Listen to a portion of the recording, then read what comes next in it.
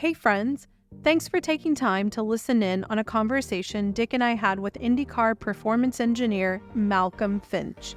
No, we haven't changed the show. We just decided to leverage one of our contacts, but I'll have Dick explain it. This was his idea.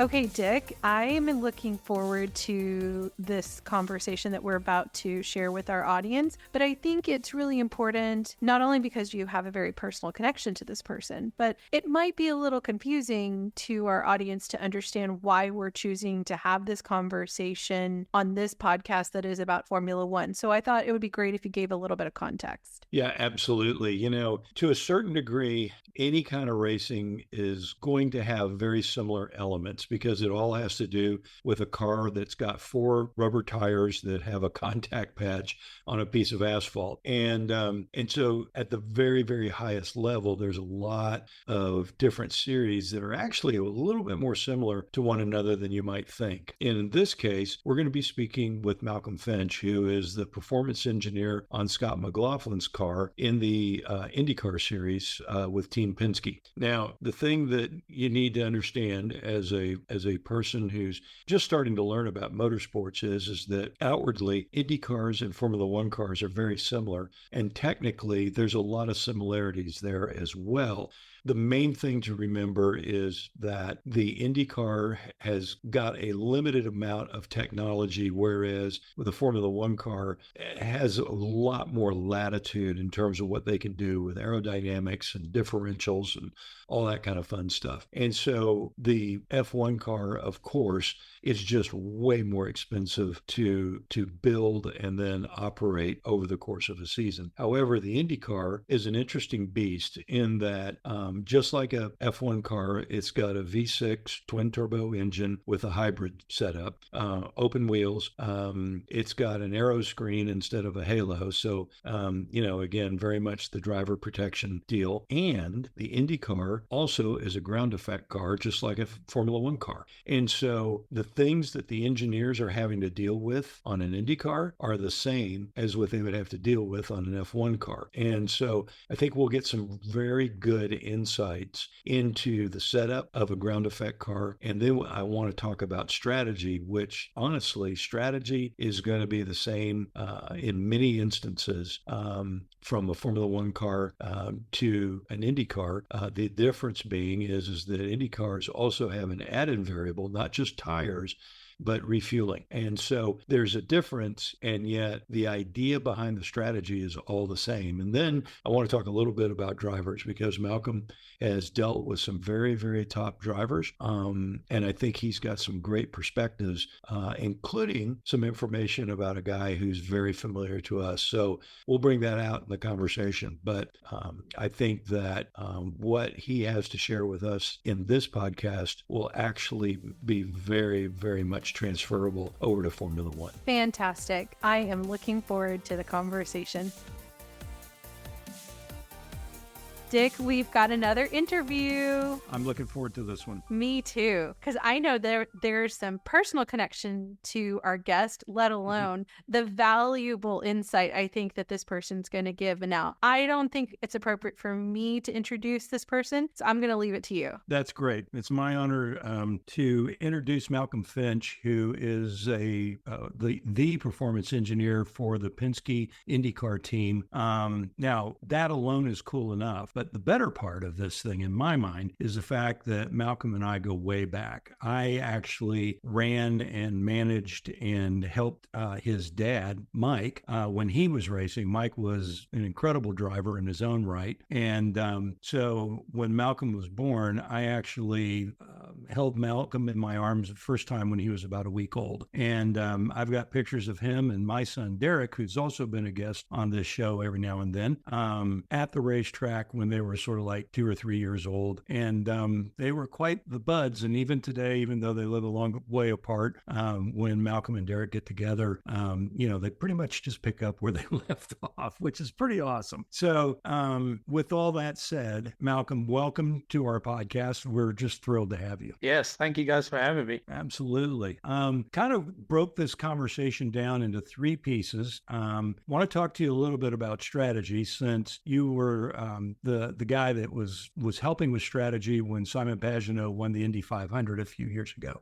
And so we want to talk a little bit about that, realizing that there is a difference between IndyCar and F1, but the basics, I would argue, are very similar. And then I want to talk a little bit about chassis, since an IndyCar is a ground effect car to an extent versus an F1 car, which is certainly a ground effect car. And then I want to talk to you a little bit about drivers. And so got a lot of ground to cover in a short period of time. And like I said, just thrilled to have you on this call. I've been super excited ever since you said that you'd like to go and do this with us. So just starting off with strategy, could you kind of describe for us what the undercut is versus an overcut, keeping it in kind of basic terms? And when would you consider using the undercut, and when would you consider using an overcut? Well, there's a lot of factors in that, but I'll break it down a little bit simply. The undercut is typically when one car versus another on track will pit 1 to 2 laps earlier before the other car in order to gain some sort of advantage. And then basically the overcut is the opposite of that, where instead of pitting earlier, you stay out 2 laps longer, so then you can gain a time advantage. The undercut, you would typically consider doing an undercut when you have some sort of tire degradation or there's a gap on track that you want to jump into. So basically your allotted pit loss time would be less if you pit before your competitor. And the overcut's basically the opposite of that, where if you don't have a lot of tire degradation and you don't want to pit into traffic,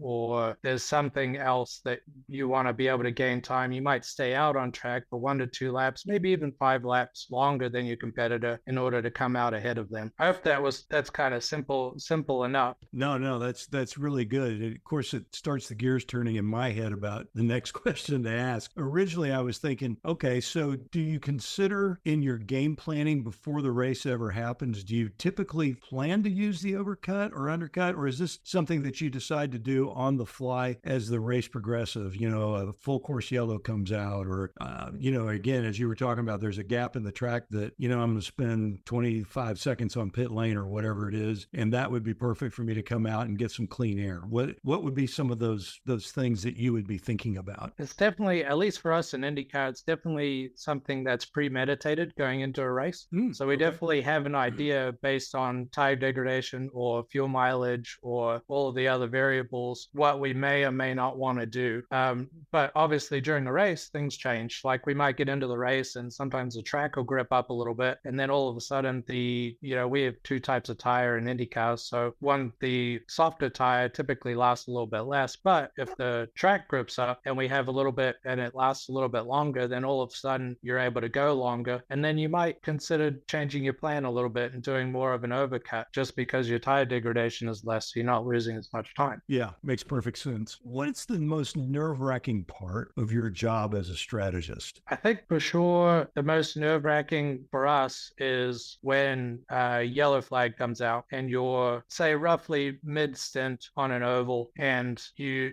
can't quite make it on fuel for like one more stop in a race. It's going to be a big fuel save race, but you have to decide, hey, do we come for new tires and fill up with fuel and run the risk of another yellow potentially coming out? Or do you stay out, take the track position, and then plan on going hard and then pitting again? It's happened quite a few times this season, actually, where it's just an inopportune yellow will come. We're on an oval, we're mid-stint, and you think you could probably make it if another yellow comes out, but obviously it's a little bit of a gamble. Right. So you're sitting there, and do you actually make that call, or do you just make a recommendation? Personally, I don't make the call. We have a strategist. The way we operate a little bit is we have one strategist who's directly communicating with Scott on track, and then me and the race engineer Ben, we all talk in a group collectively, and I'll make recommendations, or I'll just kind of basically give data to the situation, just so we have an informed decision rather than it just kind of being an off-the-cuff thing and you're kind of randomly deciding. At least whatever decision we make, we know we made it because we used whatever information that was available to try and make the best one possible. Yeah, makes perfect sense. Make the best decision you can with the information that you got, basically. Yes, exactly. Yeah. What about in thinking about strategy and all that? I know there's talk about, this race has a history of, X number of laps every race. race being run under the yellow, or starting position. We had whatever reason we had a bad qualifying and we're starting 20th, and normally we know we've got pace for being the top 3 guy. How do you factor that in? Well, we usually approach a lot of that before we even get to the track. So Okay. we'll kind of have an idea of the amount of yellows you might be having and the kind of historical elements to it. Yep. But then as the practice sessions evolve, you collect more information. And then from there, you can start to piece together a little bit of a better puzzle of how the race might go. Mm-hmm, mm-hmm. So what happens, you go in and you say, okay, this track has a history of yellows. I don't know, I would use the Nashville street circuit as a great example of that. Lots of carnage. Yeah. But what would happen if you went in there and say, okay, this track just breeds yellows. And then all of a sudden everybody keeps their nose clean and there's no yellows. What does that do to you? Well, obviously it changes your game plan quite a lot. And if Sure. you were intending on I suppose the biggest decision factor there is if you were going to do that, you would pit under one of the first yellows with the anticipation that every other yellow that came out, more people would pit and you would slowly be cycled to the front of the pack. Yep. The downside of that is that if you pit early and then that yellow never comes, now you're running 18th and no one else is pitting. Right. And so you kind of get locked into that position. Right. But again, it's a little bit of a gamble, but I can't say we ever bank on there being 40 laps of yellow in a race. Okay. But you at least have to keep it in the back of your mind that the probability of a yellow is definitely higher. So if you're going to run a slightly riskier fuel strategy, it might pay off. There is a higher likelihood it'll pay off. Yep. That's fascinating. That's absolutely fascinating. Sabrina, I've been yammering. I see your face. You've got all sorts of questions. I can see this. I'm enjoying it because you're asking a lot of the questions that I think need to be asked, and it's sparking different follow-up questions on my part. First off, I have to say, Malcolm, thank you so much for joining us in this. I've been really eager because I love the idea of strategy. It's probably one of the many things that, in my case, the attraction to Formula One has been about how you play the game, I guess is the best way to put it. And so I wondered, when you approach strategy, do you look at it as chess? I heard you say put the pieces together. So is it more of a puzzle or is it even both, like chess and a puzzle? It's a little bit of that. I suppose the race is more like chess, but assembling your team of pawns and knights and kings and queens is definitely the pre-game strategy, because sometimes you might show up to a race and your opponent's got all pawns and you have all kings and or queens, and it's a fantastic race. But there's obviously a lot that goes into the background pre-event. But then the race itself is a little bit more like chess, because we're analyzing all of the real-time data. Obviously, there's 26 other cars on track, and they're all trying to out-strategize you, and you're trying to out-strategize them. And so trying to think what they're thinking is incredibly difficult. So in that respect, it's very much like chess, because you are trying to out-strategize your opponent, but your opponent is also actively working against you. They're definitely not static, and they're always thinking of different ways. And then out of nowhere, you'll be running a race, and then a third opponent will pit 10 laps earlier than anyone was anticipating pitting, and it throws everyone for a loop for a little bit, because you're trying to decide, should I cover that person, or should we stick to our game plan? Should we, maybe do kind of a halfway and hedge your bets? Who else is going to follow that person? And quite a few variables go into it. That's really helpful, because I think that when I hear you saying these different components that you're evaluating, it seems like, even though I heard you use the word gamble, it's very much an educated gamble, and that it's highly driven by data. Is that correct? Yes, absolutely. Yeah, I mean, we during a race, we have a lot of timing data coming in, and we have a lot of analysis tools, and we're kind of not only looking at what's happened during the race, but also projecting out what's going to happen for the rest of the race. And we're able to do that. Now, unlike like Formula One, we also have the fuel element, which complicates it a little bit more. For the most part, it's very much like Formula One because we both have tire degradation. We're both deciding, basically looking at some sort of plot and trying to decide what's the quickest way to get to the end of the plot. Where do you find your role, or even the team that you mentioned, of the engineer, the strategist, you as a performance engineer? Where do you see the similarities and or differences with your counterparts inside of Formula One? I think the major difference that I see is just the amount of people. Like we don't necessarily have an entire strategy team, but we do operate at a very high level in our small group, which I think is kind of cool. And there's pros and cons to that because there's only so much data you can process as a smaller team. But as a smaller team, you can collectively make a decision on a very isolated basis and come up with that result yourself. But pre-race and in between all the races, we create these really good tools to help us process and analyze the data a little bit faster. So in that regards, I'd say that's pretty similar to F1 because I'm sure that they also do a lot of data processing in real time. They also do a lot of data science and a lot of visualizations of plotting different scenarios and which one might end up being the fastest. And although we have that added variable of fuel, I imagine the outcomes and the tools and processes are quite similar. Is there anything about your counterparts in F1 that surprises you or even like makes you scratch your head even, or you even smile because you go, I know what they're going through? Well, I do. Sometimes it surprises me the decisions that they make, even given the information they had. And I know that's like what? You must be talking about Ferrari, right? That's right. It has to be. I can't say that because I'm a huge Ferrari fan. I understand. So I love every decision that they've ever done. However, he really is a tifosi. There's been some times that I really wanted Leclerc to win and it didn't really pan out. And you kind of scratch your head a little bit like, oh, maybe if I was in that position, I may have done something a little bit different. But at the same time, maybe that's what their data said.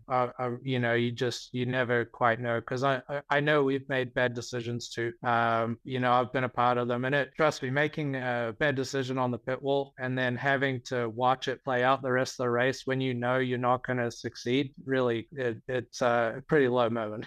Yeah. That's a fantastic insight, I think, because as a fan, I feel like we don't fully grasp when the gravity, I guess, of the decisions that the teams are making. It's really easy in our comfortable couches. We turn on the TV. We don't fully, in my opinion, fully understand all that you all in the teams have to deal with leading up to the race itself and then also the post-race emotional, mental, relational component, not to mention like the marketing and all the other stuff that comes about it. I wonder, like, what are you focusing on when it comes to the race week? Like coming into it, when it's happening, help us sit in your seat a little bit as best as we can. I think, going into it, we're very focused on performance and outright lap time. So for that, basically any strategy that we can think of will become much easier if we just have a fast race car. And some of that's having a fast race car, some of it's having a fast qualifying car. Ideally, you show up and you have both. But that is definitely the primary focus going into a race weekend. So we do a lot of prep. We do a lot of simulator work. We'll do a lot of historical analysis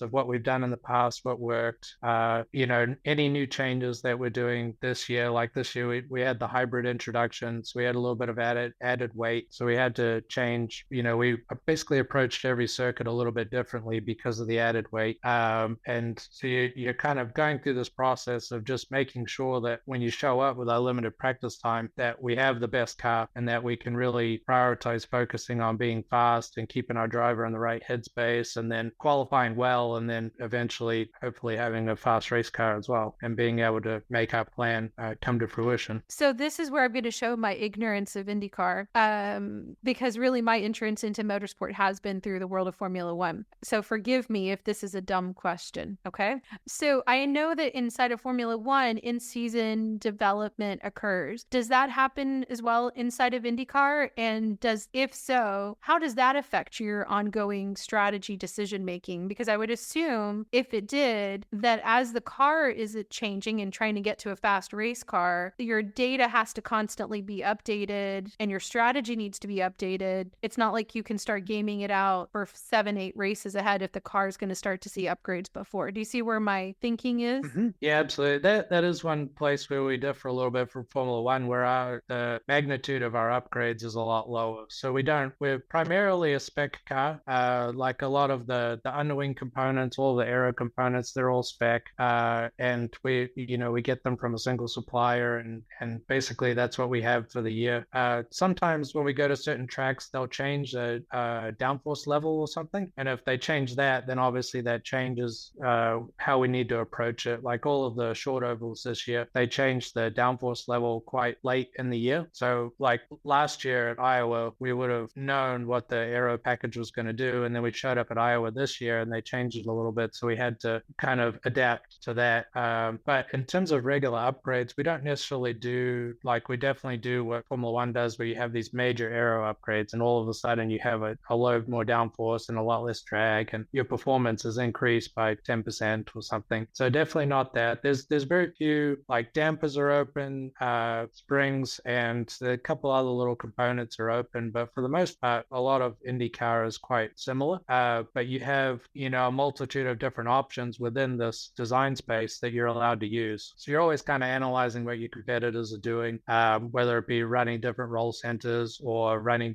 slightly different aero configurations, which it actually makes the racing a lot closer. But so we do have a little bit more, to circle back on your original question, we do get a little bit more time to plan for events as in terms of like a general view. However, when you go to an event, if you know something's changing, we won't necessarily get to go test there. We'll have an idea of what it's going to do and we'll be able to simulate it, but it might not be the exact thing. And then you get to race week and you kind of have to adapt a little bit. Okay, yeah, because I feel like we should have personally some more sympathy for the strategy in the Formula One world, just because of that level of ongoing development that we see happening. And I think that that's a volume of data that they're trying to catch into it, incorporate it, and then especially now with a highly packed calendar, the ability to really churn that out for the next race. But what I find fascinating is actually their simulator program as well, to go hand in hand with the strategy, because they're simultaneously running this with aero upgrades, which they haven't necessarily correlated on tracks. So they have an idea of, like, obviously they've been through the same process quite a few times, but to come up with a brand new part to test it in the simulator, test it in the wind tunnel, and then go apply it on track and have that all be successful is pretty impressive. Oh, I like that thought. Now you've got my wheels turning. Now, Dick, though, I don't want to monopolize it on my side.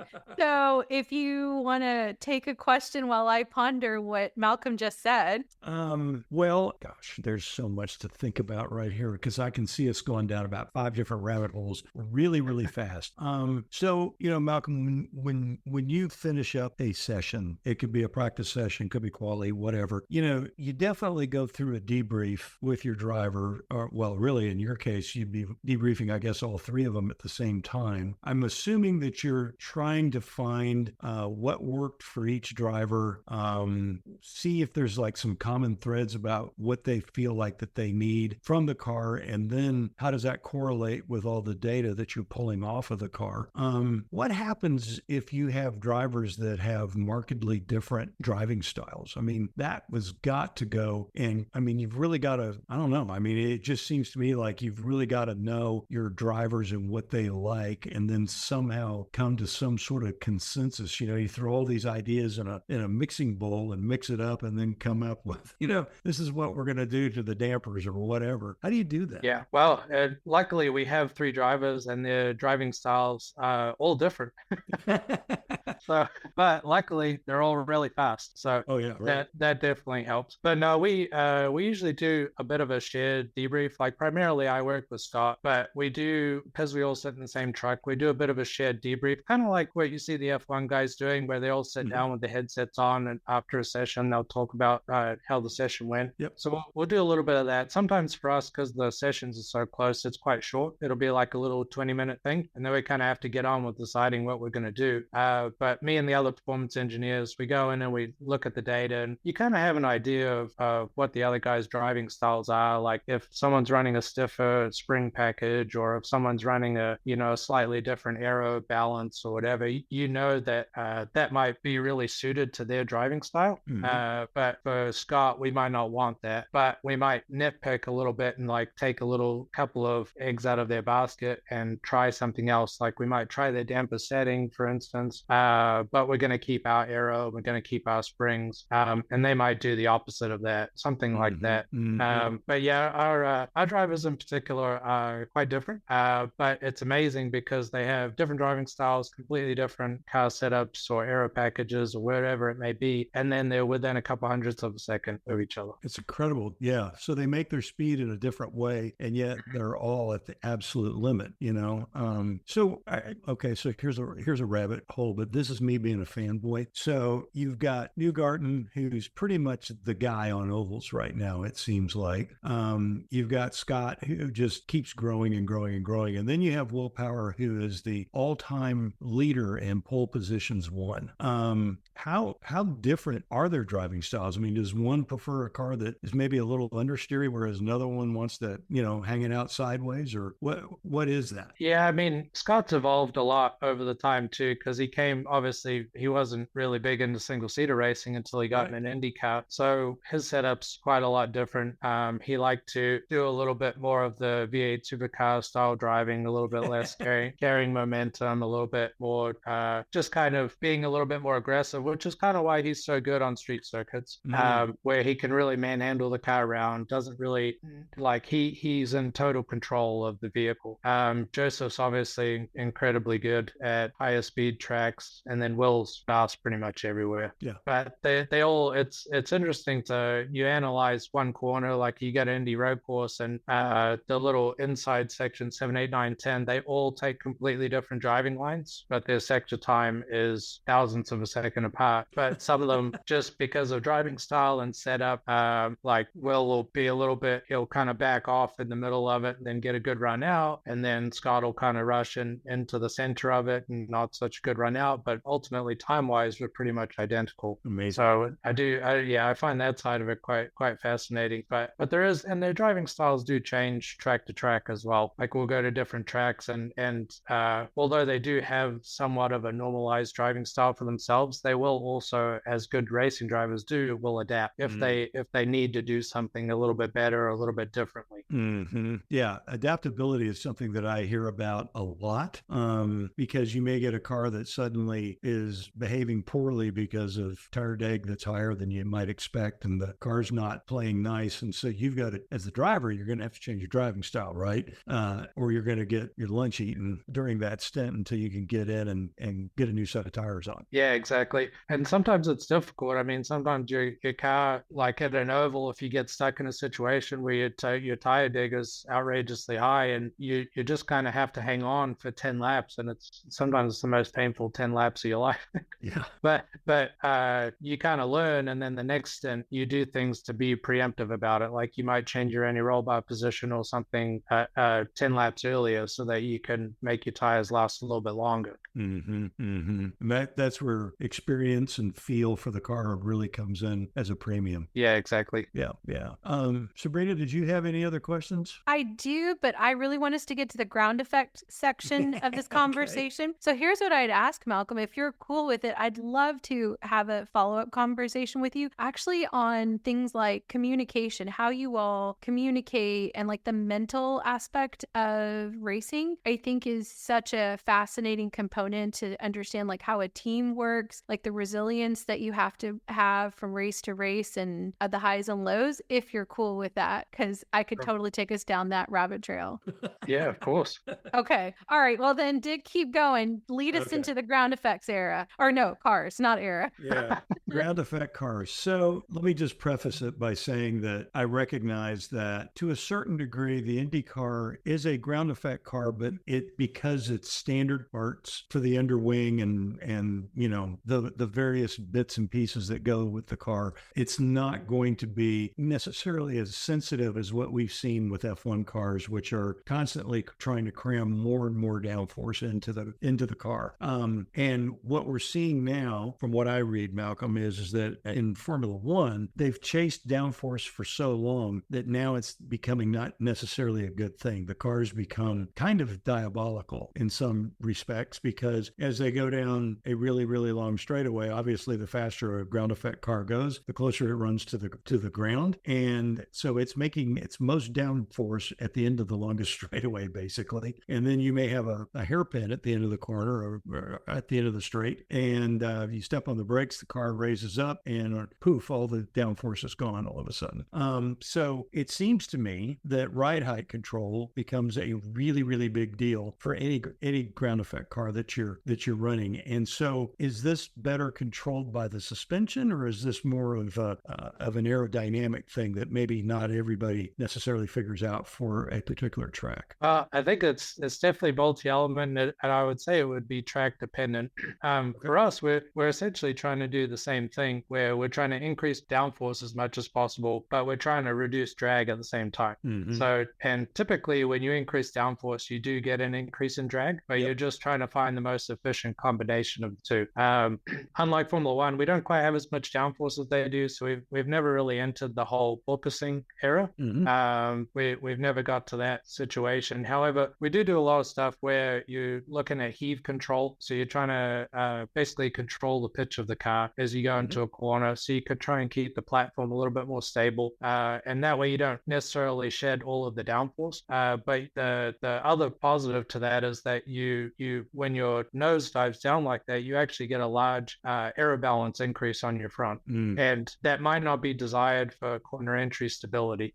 So for us, we try and, help our drivers as best as possible. And you can do that with, like, if you're trying to help the fast corner entry, for instance, you could change the diff if you wanted to, or you can run some sort of setup that helps with heave control. And then you're able to at least keep the aero balance rearward a little bit and then allow the driver to rush into the corner and not feel like the back end is having kind of snap oversteer. F1, a little bit different game. I know I've seen recently they've been doing a lot of flexi wings, but I think that's quite an ingenious idea. To obviously they kind of lay back and at high speeds, and then you get a drag reduction, and then as you go into the corner, you get this downforce increase. So that's very, very well engineered, and I know highly scrutinized by the FIA and everything. But yeah, the better you are at the flexi wing, the more scrutiny you get.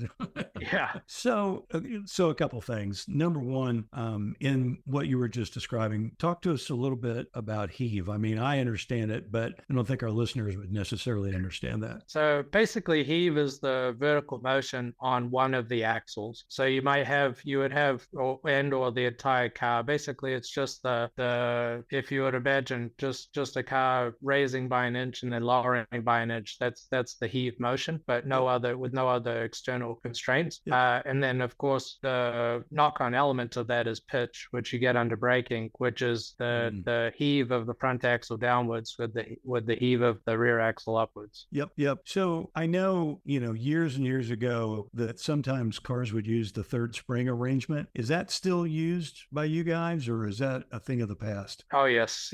We have, we're allowed front and rear third springs, but we're not allowed third dampers or third inerters, which I wish we were. That would be a really cool thing for IndyCar to allow in the rule book. And another cool thing for us engineers to play with would be tuning those. But that obviously offers you a little bit more control, whereas we're kind of limited to just the spring, which obviously as you come in and out of a spring, it's not necessarily a desired feeling for the driver. If he's entering a high-speed corner and all of a sudden you go into the stiff third spring and then out of the stiff third spring, they get a really bad feeling. But it's definitely something that we play with a lot during the race weekends, and we'll change that quite frequently depending on which type of track you're going to, because we go to a street course and you go to Road America and you go to some of the ovals or wherever it may be, and you're not necessarily going to want to run the same rate. Yep.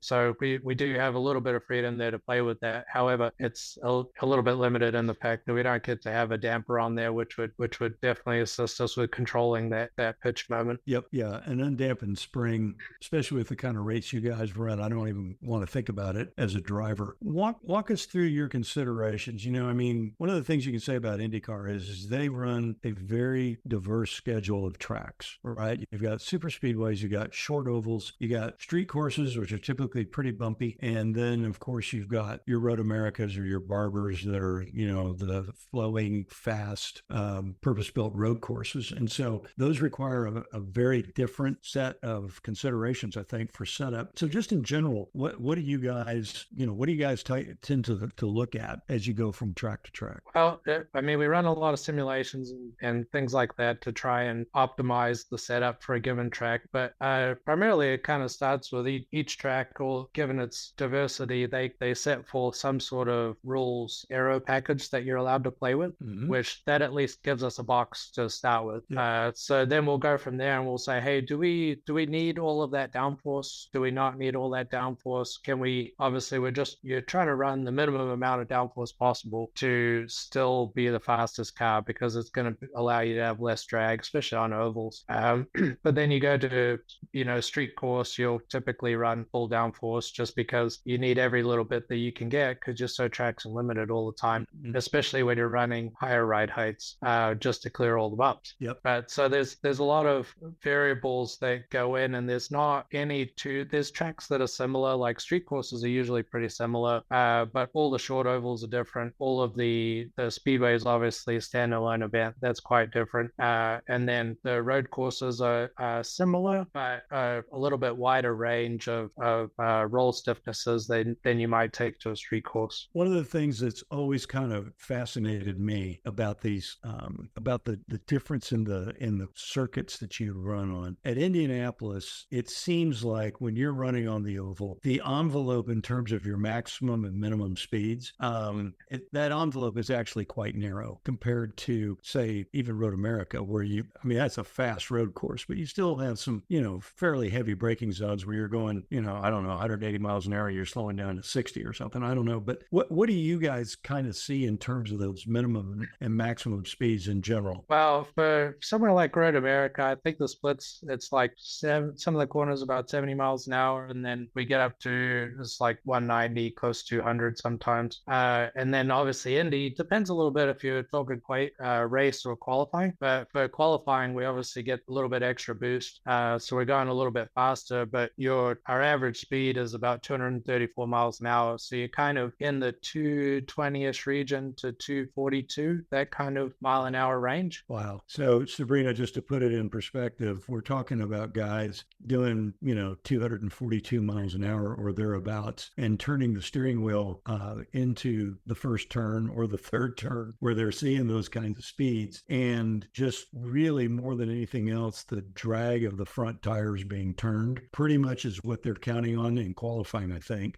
Correct me if I'm wrong, Malcolm, to slow them down to about 220 miles an hour at the apex of the corner, and then they start building speed up again. I mean, it's what they do is just so brave and amazing and everything else. So Sabrina, I've dominated this conversation. I suspect you have some questions.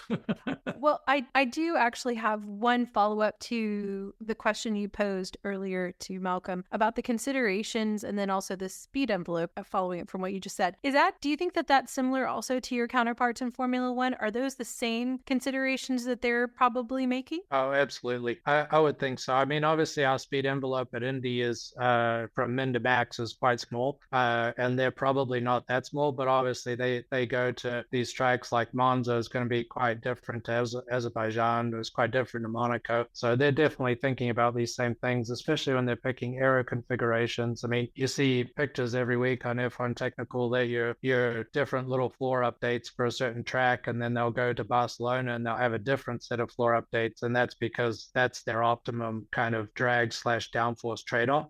But it's definitely, I'm sure the consideration is the same, but the speed might just be a little bit different. Yeah. And then you mentioned earlier that you are fascinated by their sim work and the data. How is the sim for you? Do you use it in a similar way? Yes, absolutely. We don't do do quite as much aero testing necessarily, but we do a lot of mechanical setup testing. And then, of course, part of my job is sim correlation. So we'll spend quite a few days in the simulator, basically making sure it feels like the real track so that next year, come next season, when the week before a race, we'll go do a day in the simulator. And we have to trust that what we did in the off season correlates to what's going to happen the next weekend. But we'll go in there and we'll do a few mechanical changes or maybe a couple aero package changes, like you might do a big aero balance sweep or something like that. And then you'll go do that on the real track and the drivers will say, yeah, that felt exactly like simulator. That was really good. And then you cross over to the next event and you do something in simulator, and then all of a sudden you get to P1 and you're 5 steps ahead of where you would have been if you didn't go. As a preference or a preface, I guess is the right word. Years and years ago when I was running Malcolm's dad, Mike, I was spoiled by the fact that the man could come in and say to me, yeah, I think I need to change second gear by a tooth, but maybe no, let's not do it because I'm going to put fresh tires on. I can carry more speed and I don't need that extra tooth. He was that sensitive, right? And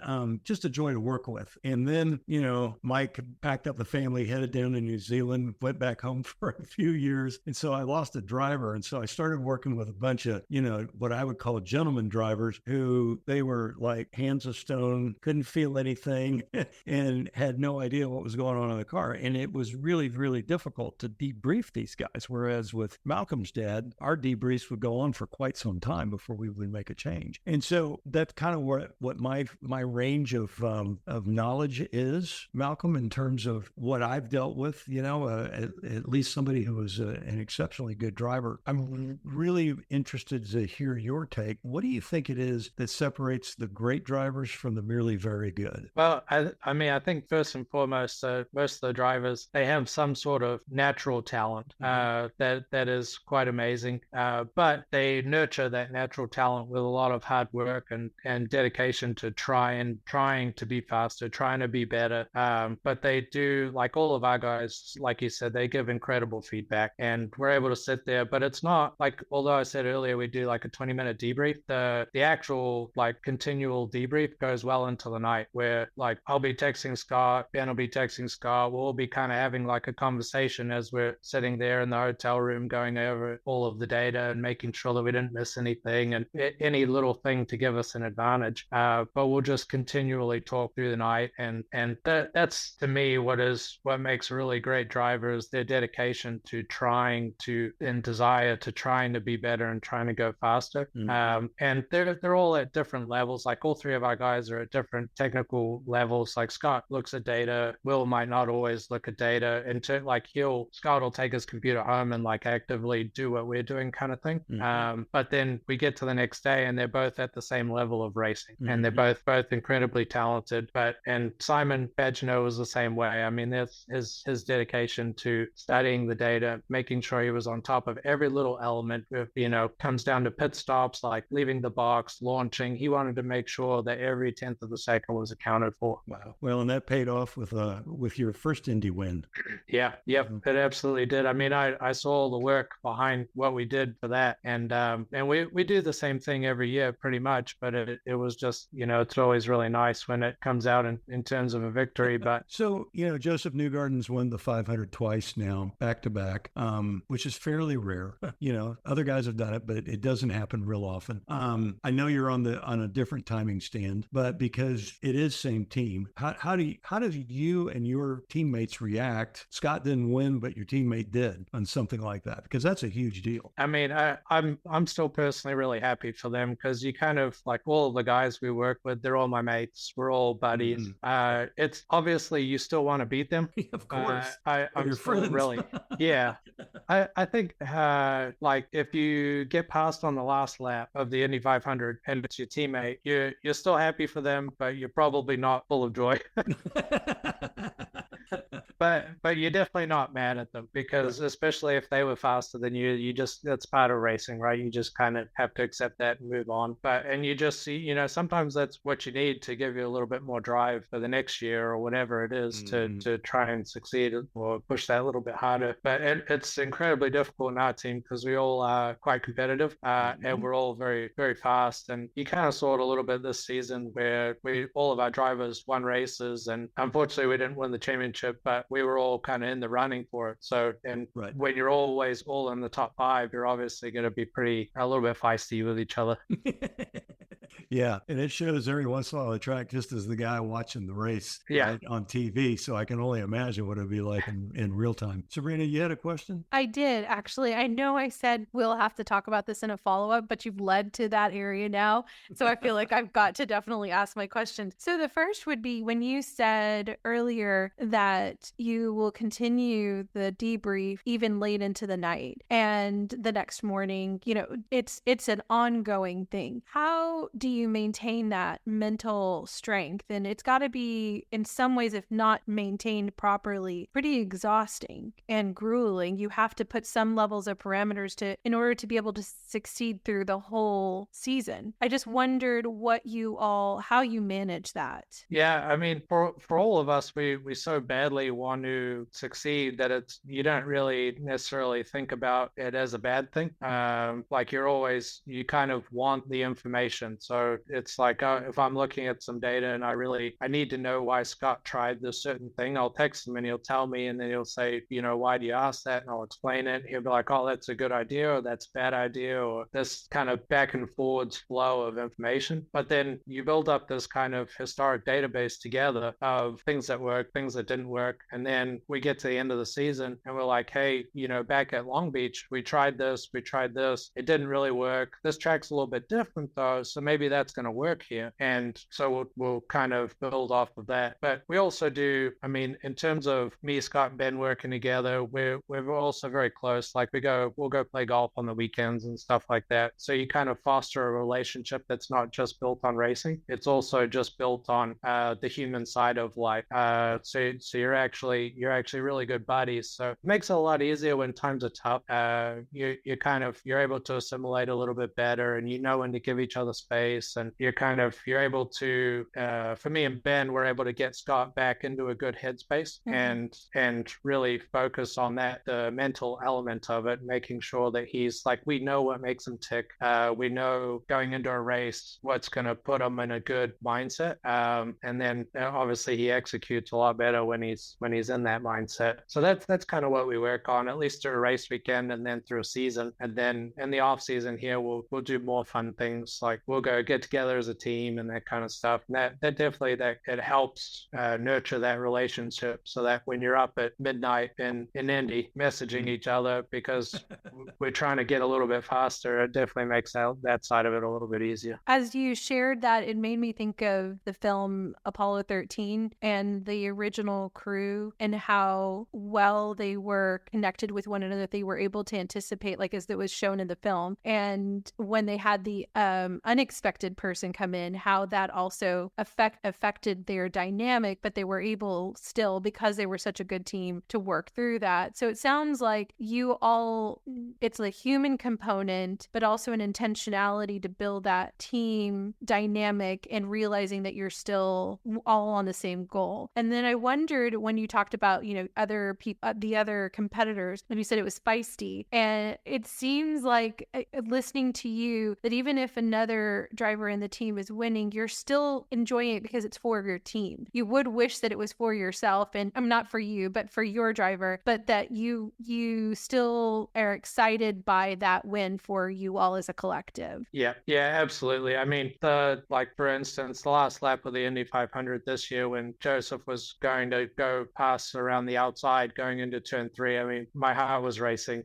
I was watching thinking, I can't believe that this is going to happen. This is unbelievable. special. So you were like really happy for your teammates for that moment.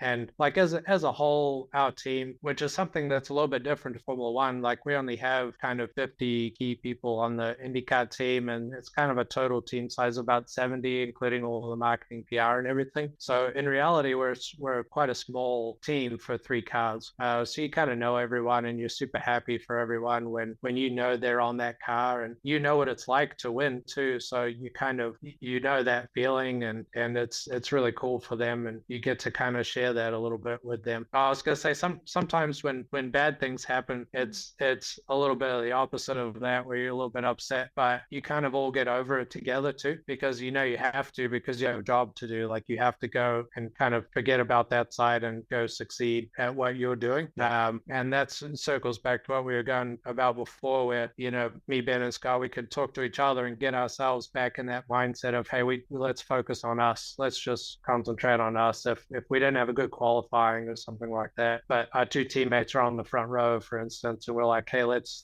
lock back in here and move on to the race. I really like that, because I think that, and especially as a fan of F1, and you watch like the social media component, I think has only increases of seeming to almost want to pit the drivers against each other. And I know that has to be there because your biggest rival is your teammate, but at the same token, it's still an overall team, and we're watching that in different ways in the current season. So that's why I was intrigued by how you all, with not 2 drivers but 3, how do you manage that? And it is interesting to hear that a 50 to 70 person group can still feel very much a tight-knitness. But Dick, I think you might have a few more questions in this section. If not, I want to hear a little bit about Malcolm outside of what you told us about holding him when he was a baby.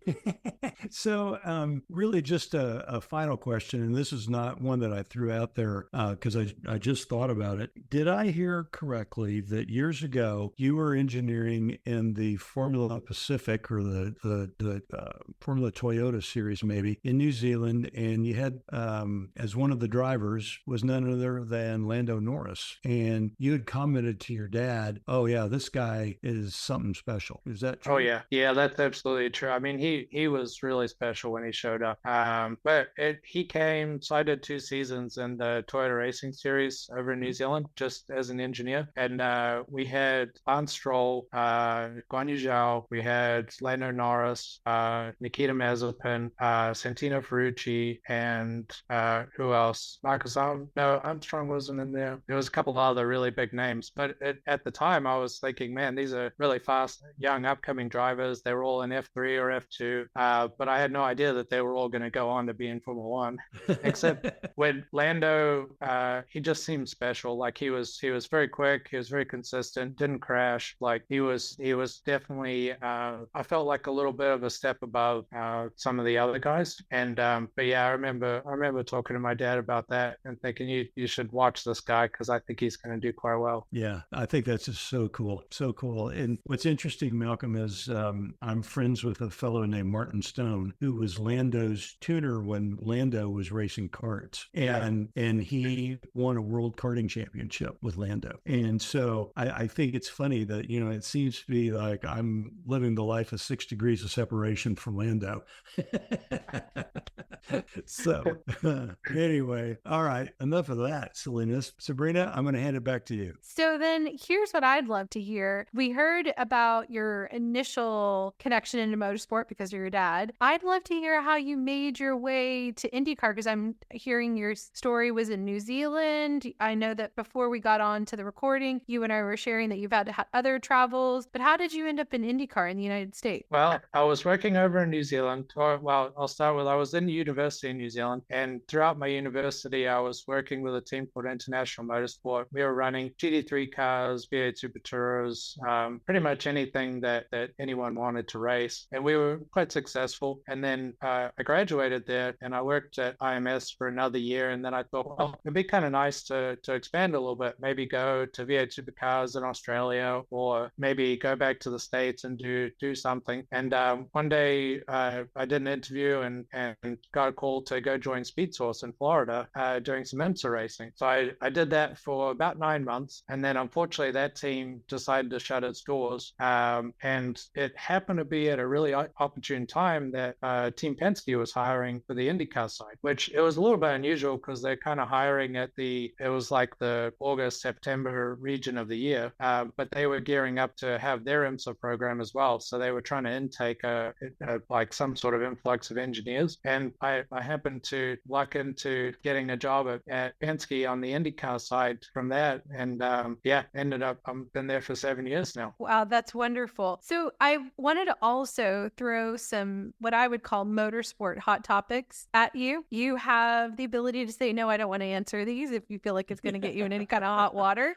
But it's like, I think that you have such an insight that it would be interesting to hear your point of view. Are you ready for it? Yeah, of course. Okay. So as an IndyCar professional, what are your thoughts on Formula One and the current interest in the series, and how has it affected IndyCar? Well, I think the current interest in the series, especially from the US side, has been really good. I was kind of hoping that it would lead to more integration between IndyCar and Formula One because we're solely a North American series. And although the speeds are a little bit different, I think it would be really cool to have us both at the same events. Long term, it'd be really cool to do that. Obviously, there's a lot of governing bodies and stuff. They have to decide that's also a good idea. But I think it's been beneficial for IndyCar in some markets, at least, because it's brought more and more fans because they do, especially when you get some driver crossovers where you have Grosjean coming or you have some of these F2 guys that are coming over now just to do tests and stuff. It brings a little bit of spotlight to IndyCar, and then people see how competitive it is, and they're able to kind of think, hey, well, we'll also watch IndyCar and keep an eye on this. But I see it as a very positive thing. So then the other question I would have is, when we look at the Formula One grid, there's not, unfortunately, any Americans any longer on the grid. Why do you think we don't see more Americans there? Well, I'm not 100% sure, but I am fascinated by that because it's definitely not through lack of speed, because I know there's a lot of very fast American drivers. I know, I would say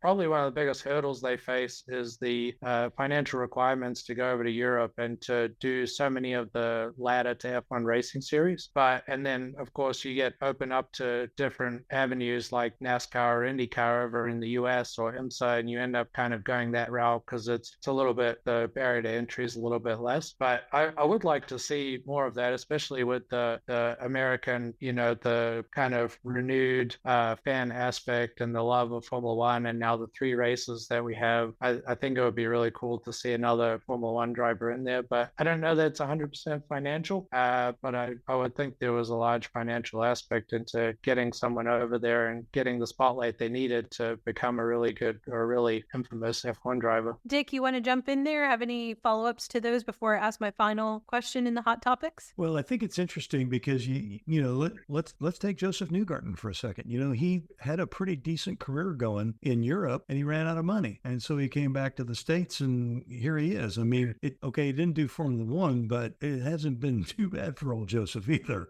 No, he's done really well. He's actually, I believe he's one of few drivers who actually have enough super license points to be in Formula One and to have a seat in Formula One right now. Wow, that's interesting. I had no idea.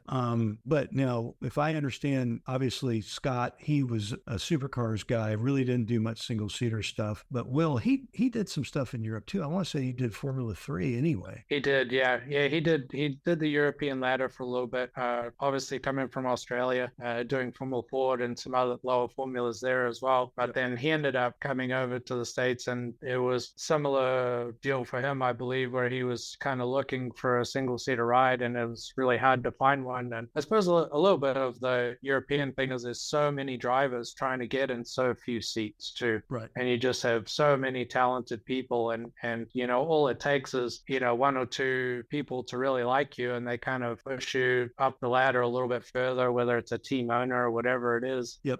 And like one little personal thing for me is the young New Zealander that's in F1 now, Liam Lawson. Yes. It's like an amazing feat for someone to come from New Zealand and to make their way into Formula One. It's quite amazing. I mean, you have to go through the whole ladder system and along the way. And I know, he's been fortunate to have some help along the way, but obviously he's very talented as well. So he was able to make it. Yeah, I mean, we saw what he could do last year in those few appearances when Ricardo was hurt, and then of course he replaced Ricardo for Cotto Minnesota, and shoot, man, I mean, he spent a lot of time pissing off Fernando Alonso, none other than Fernando, and he scored points. You know, I mean, he's getting everything out of it, and I think he's given Yuki everything he can deal with. I think probably more than anything. So yeah, it's gonna be interesting to see what Red Bull does with that young man. Okay, here's my final question in the hot topics. What are your thoughts about females in motorsport? I think it's quite good for the series, or for the series in general, especially if they're able to compete at a really high level, which I know over here we have a Jamie Chadwick, for instance, that are in NXT that are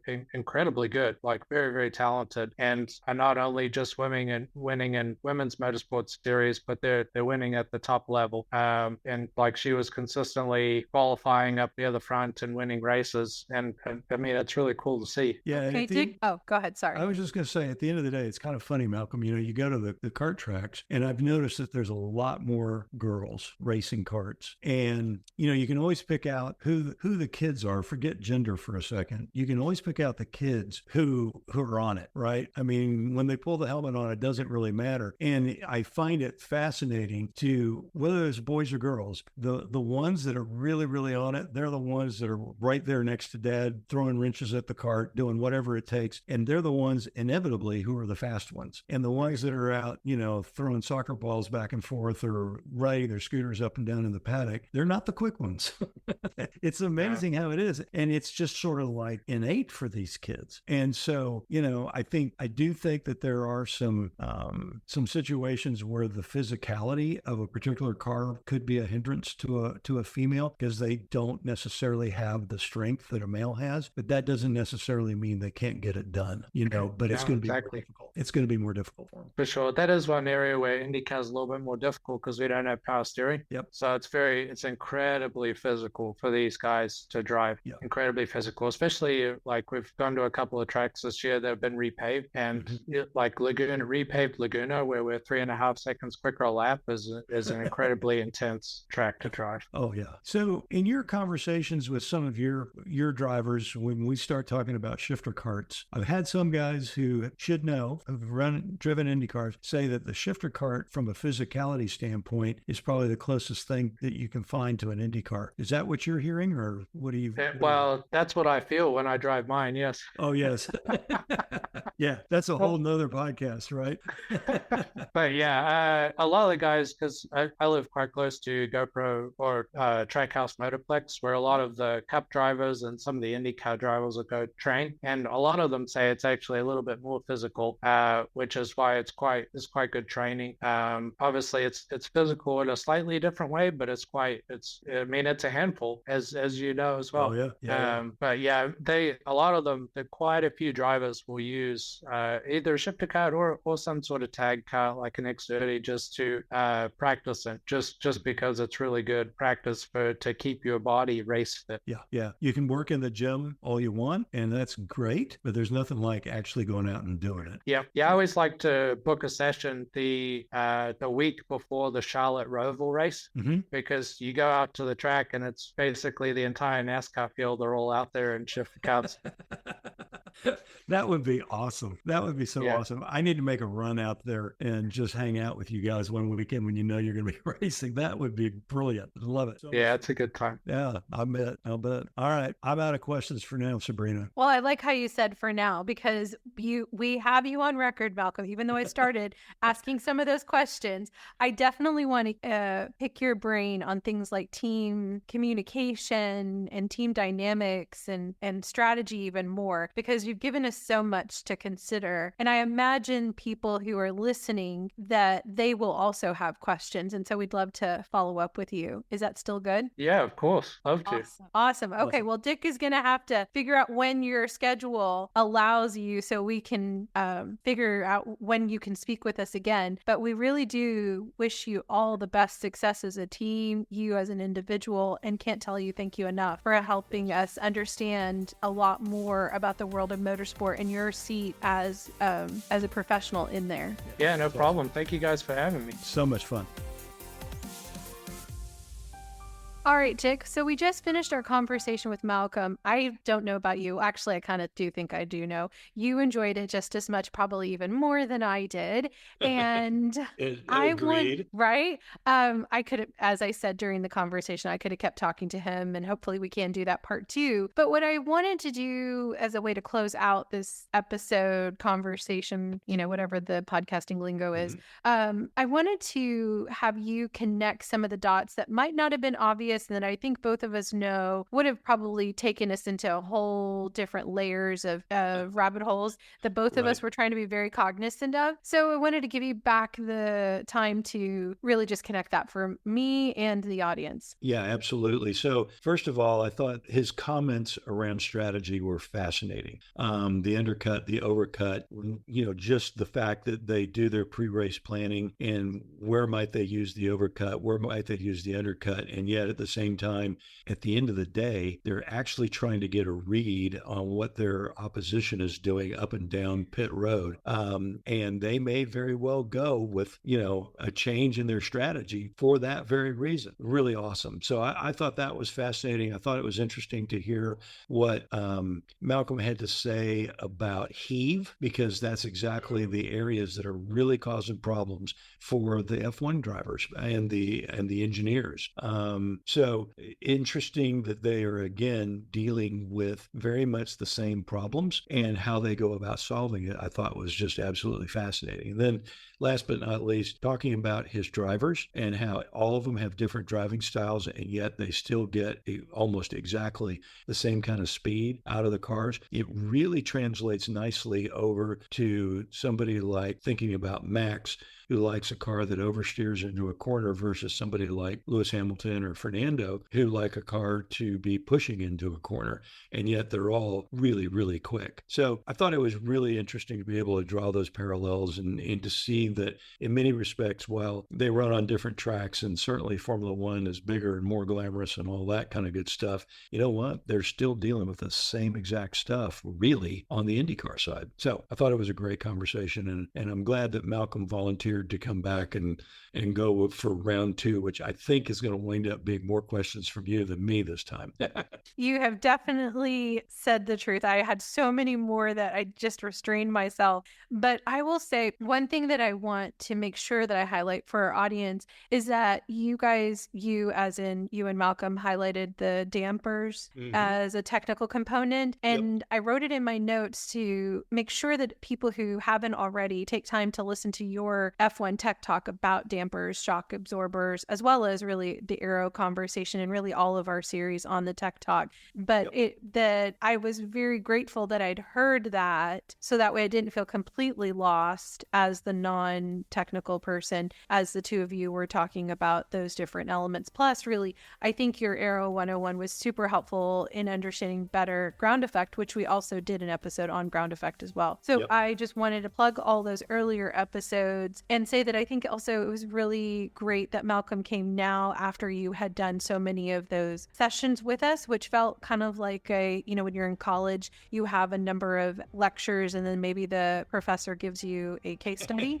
And so I felt like that was a little bit of what we had here. And I think overall, this goes to really our goal of why we want to do this podcast, why John, when he had the brain, the idea to do this and invited us on, is that we realize that the world of F1 is super complicated, and there are people like me who are non-racers, people like you and John who are racers, and that are wanting to deepen our knowledge and come together and talk about these things in an approachable way. And I think it's great that both of you have these relationships in other aspects of motorsport that can help us to see the corollaries there and the differences, and gain appreciation for other disciplines in motorsport. So I really have to say thank you for having the idea and utilizing your relationship with Malcolm to bring him into this context and helping our listeners to realize different aspects that maybe are overlooked. And so, as you said, next time when he comes, I'll be asking all those questions that are more quintessential Sabrina that you and the audience have come to expect of me. Exactly. The ones we know and love.